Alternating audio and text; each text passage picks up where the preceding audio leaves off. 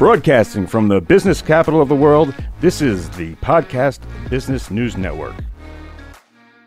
All right, everybody. Thank you, Mr. Producer. We are back, and I am joined by the one and only Dr. Vitra Gosine. Doctor, nice to see you. How are you today? I'm doing well, and how are you? Terrific. Can you tell us a little bit about Lotus Life and a little bit about your background in case people never heard your show before? Okay, so I'm an integrative endocrinologist dealing with the glandular systems of the body. That's my first medical practice. We also have, an integrative holistic health center called Lotus Life, the Center for Holistic Health and Conscious Living. And basically what we do is basically offer sort of the more complementary services to the more that sort of go along with the traditional mainstream medical practices. So things like medical acupuncture for different conditions, yoga, guided meditation, different types of massage therapy.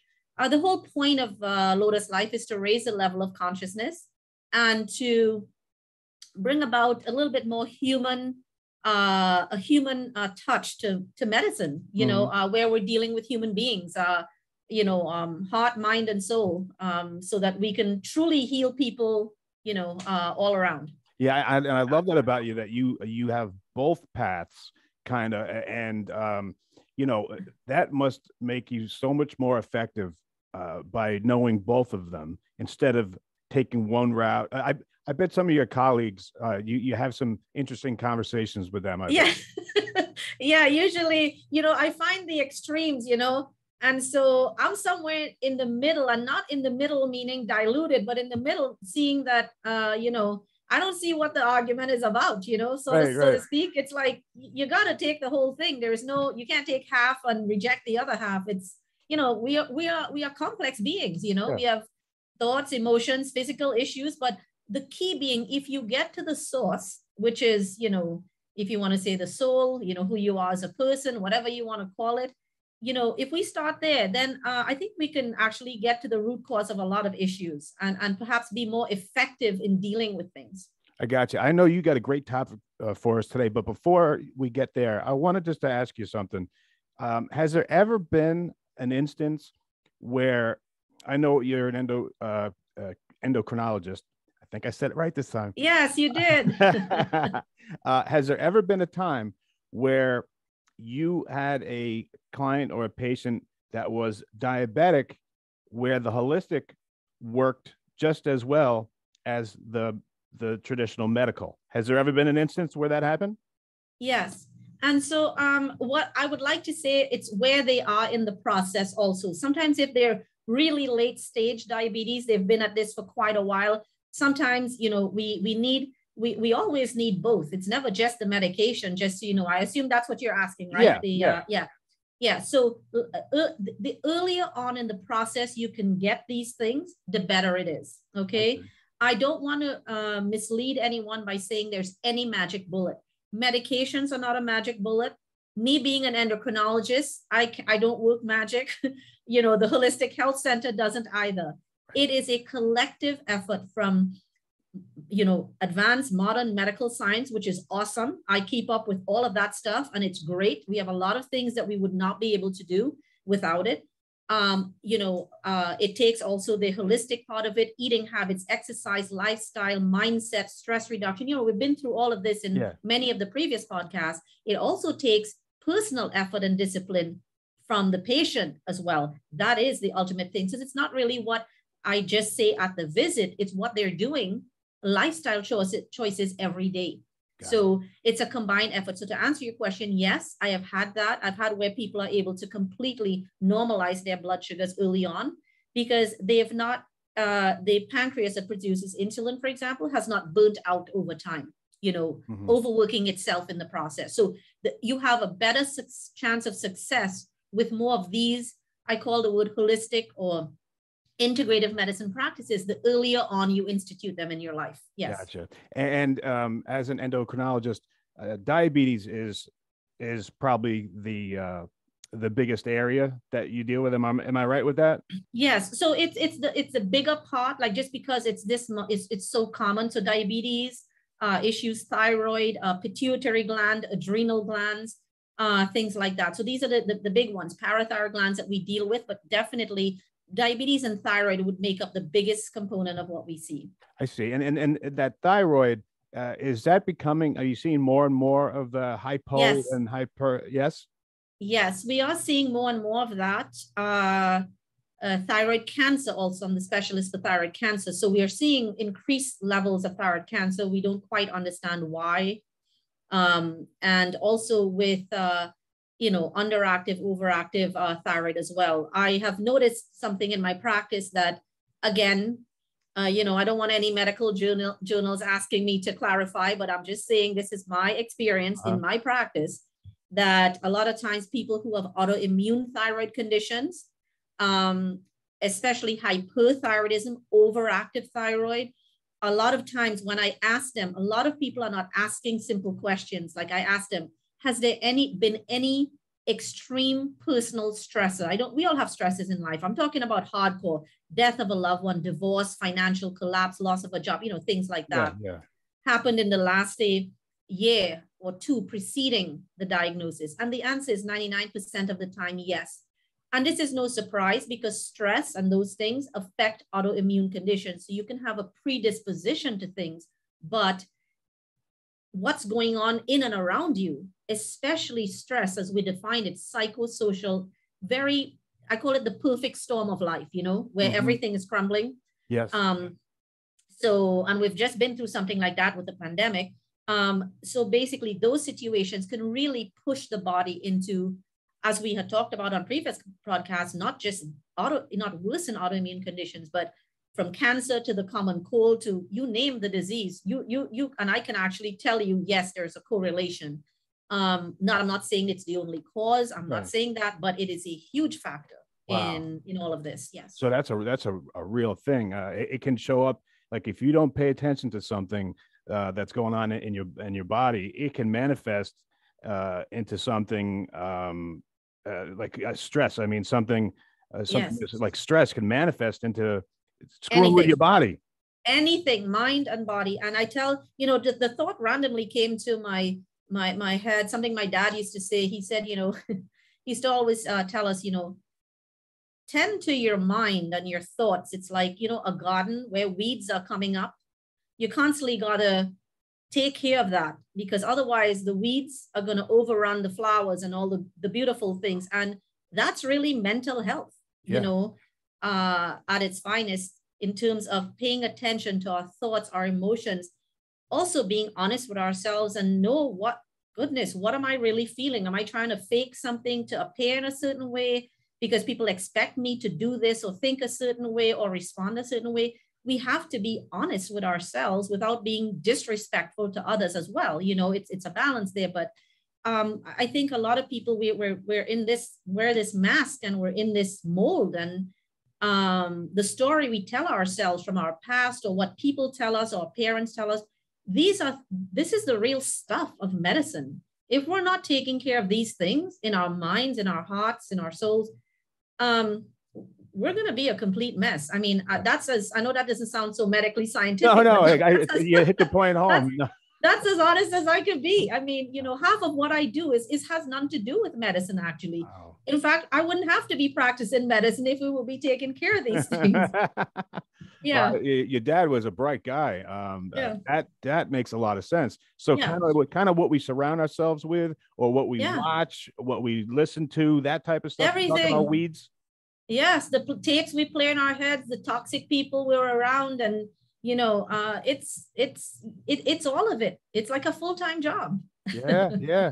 Well, I could talk to you. I get so many questions for you, but I want to know about something that you call the neuroscience of kindness, and anything with kindness. I think we agree where we need it right now. So let me ask you, if you could kind of open that up for me. Tell me, what is the neuroscience of kindness? What does that term mean?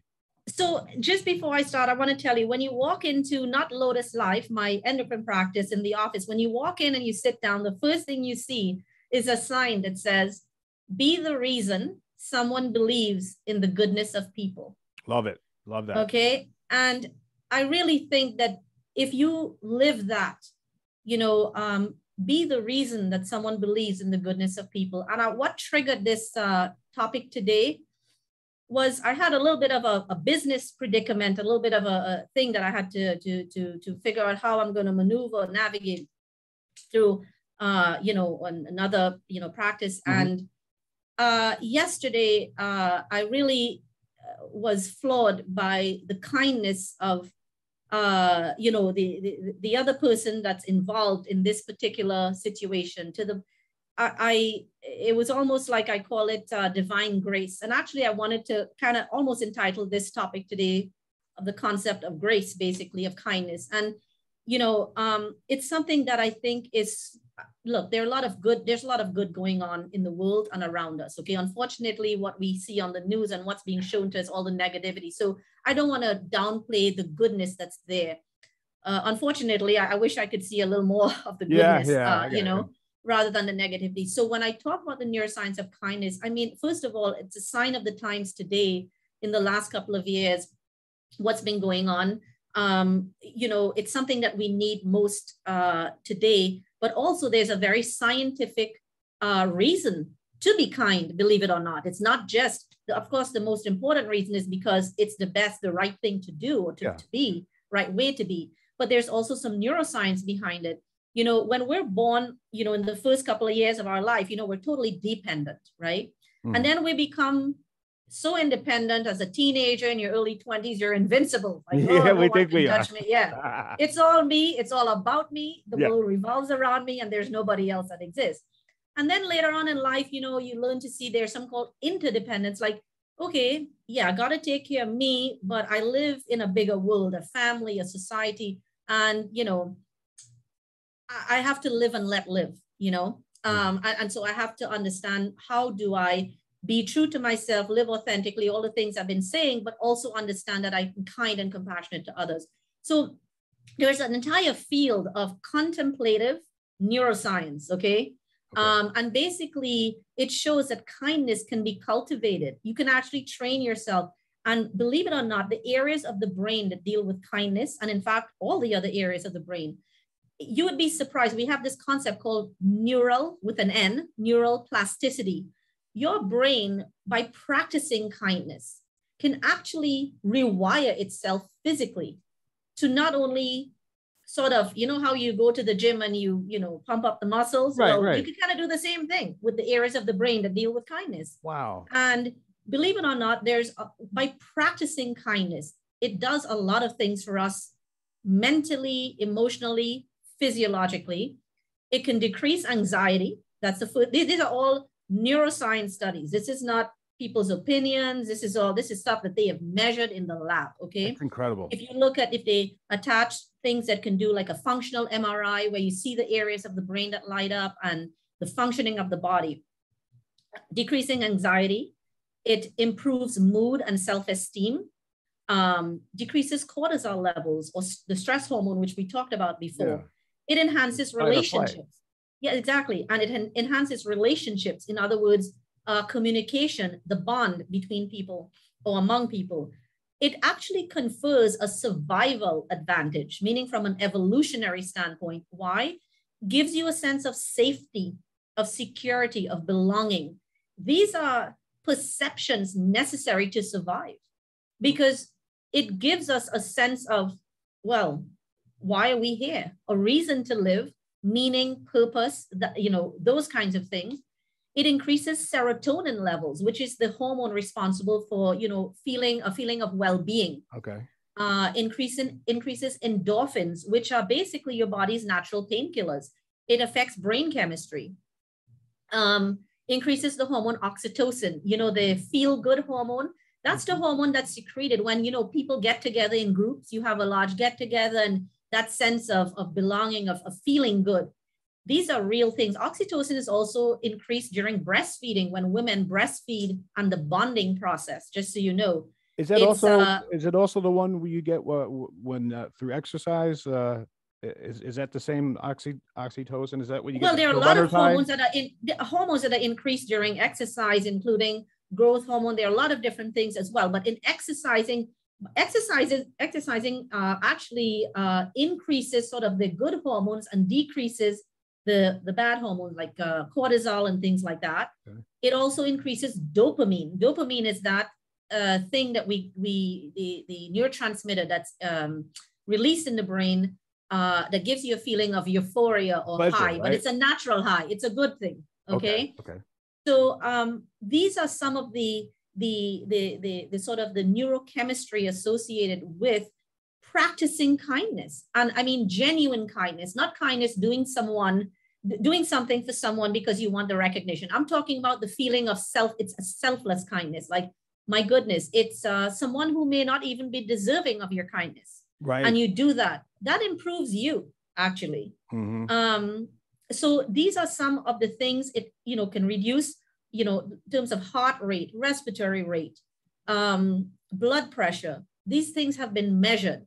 So they are quite, physiologic, physical things that help with, that's actually improved with the practice of kindness, something that is so needed today. Now, kindness doesn't only just involve kindness, it involves compassion and empathy. And the one thing we need to also understand for the people who overextend themselves is also self-compassion.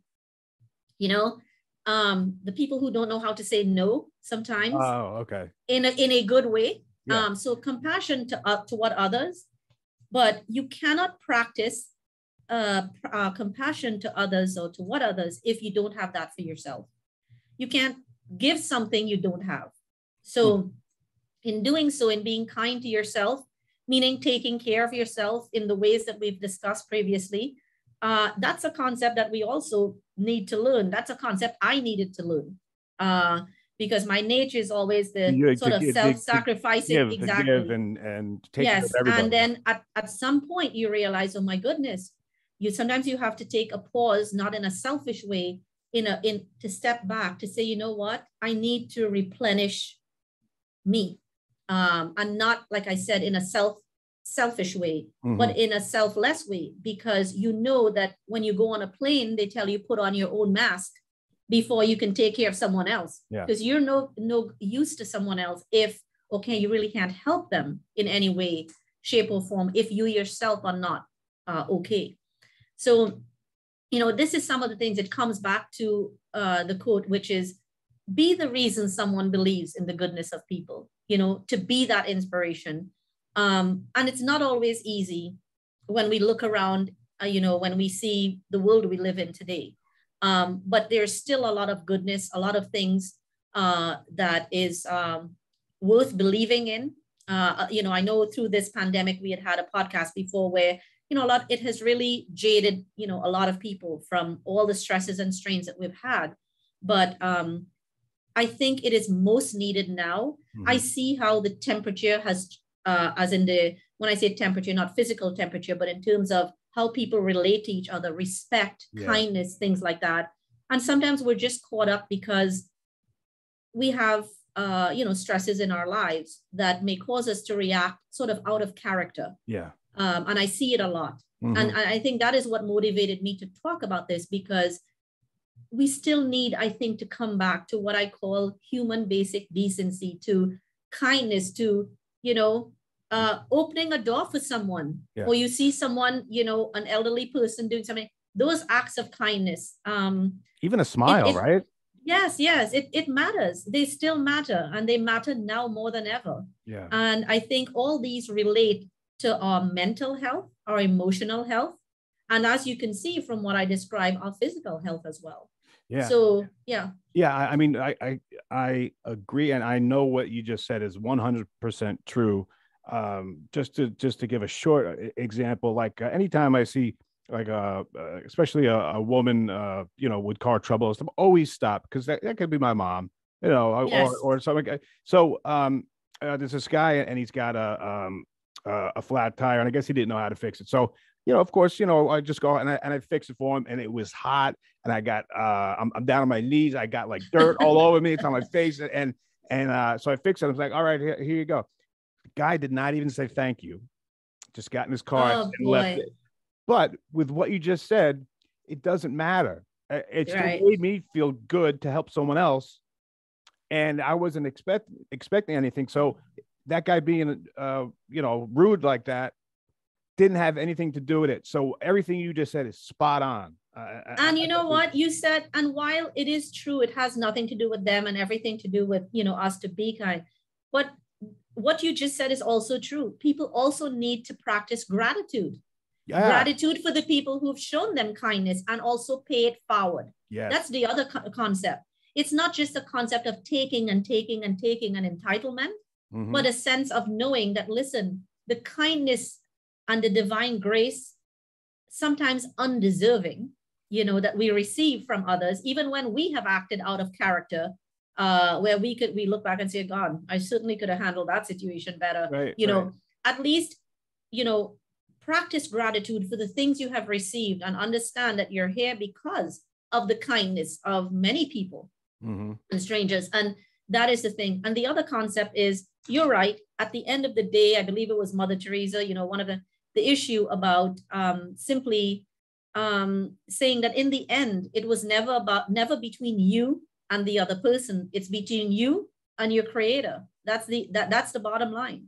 Because at the end of the day, it's your own conscience. It's you having to live with you. But I have to say, from a human perspective, it is tough when you have, you know, if I had to have one bumper sticker, it'll be mean people suck. Okay. Okay. Hey, doctor, you said before, and I wanted to ask you again, is there actually, I think you said that you can find the place in the brain where kindness comes from. Did you say that? No, the areas of the brain that deal, it's an entire, so for example, the amygdala, which is like in, you know, a certain part of the brain, it's not just one part. There are parts of the brain that talk to each other that light up. But the functional MRIs, what you were probably referring to, if they were to put, you know, send you through to have an MRI done, for example, and you have thoughts of, like, you know, kindness, of those kinds of emotions, you will see those areas of the brain light up. Yes, okay. You can actually physically see it. If you were to measure brain waves, okay, when you do an EEG and measure brain waves, you will see where you see the spike in the brain waves that deal with these things.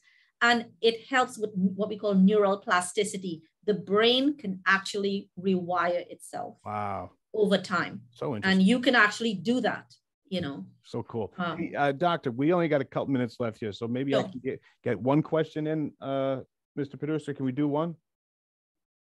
Yeah, Amy in Binghamton wants to know, what effect does hearing or seeing negative news affect on our brain?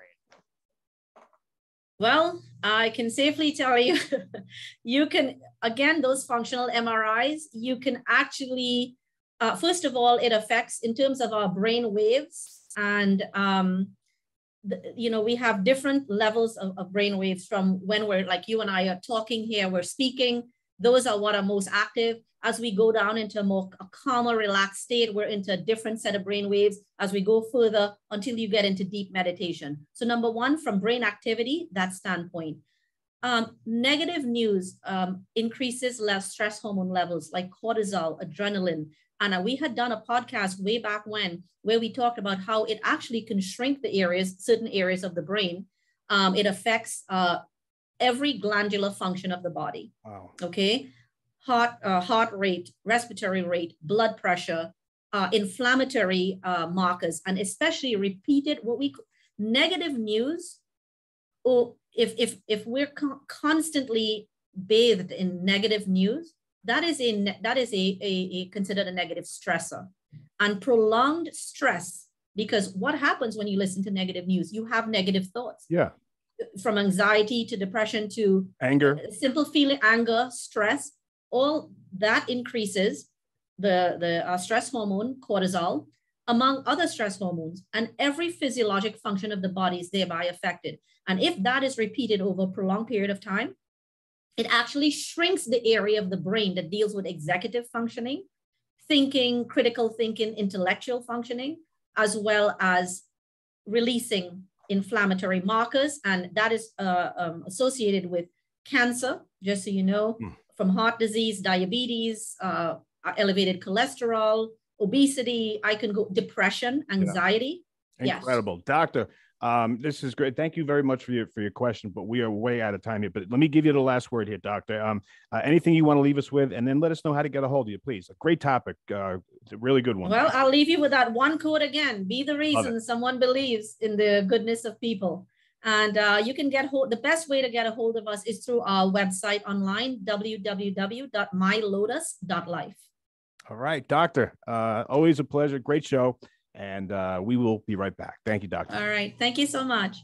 Are you looking for even more of the podcasts and hosts that you love? The Podcast Business News Network is proud to announce that you now have even more ways to listen live. Check out the MyTuner Radio, online radio box, and Simple Radio apps on iOS and Android, or find us online. Search for Business News Network on mytuner-radio.com, or search Podcast Business News Network on streama.com and onlineradiobox.com/US. Take your podcast on the go and don't miss a minute of the action.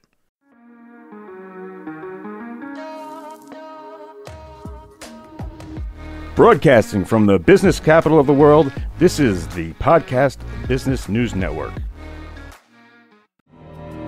For nearly 2,000 severely injured veterans, everyday life has become filled with barriers. Day-to-day simple tasks can become pretty daunting. I have to carry my chair up 2 flights of steps or have somebody do it for me. What scares me the most is just the falling. When I'm struggling with my house, I think, to have that one great barrier just knocked down, it's crucial. Home for Our Troops is a wonderful nonprofit that builds a mortgage-free, fully adaptive, handicap-accessible house. And there's no catch. It'll be our very first home that we've ever owned. This is a game changer. This is where your life begins again.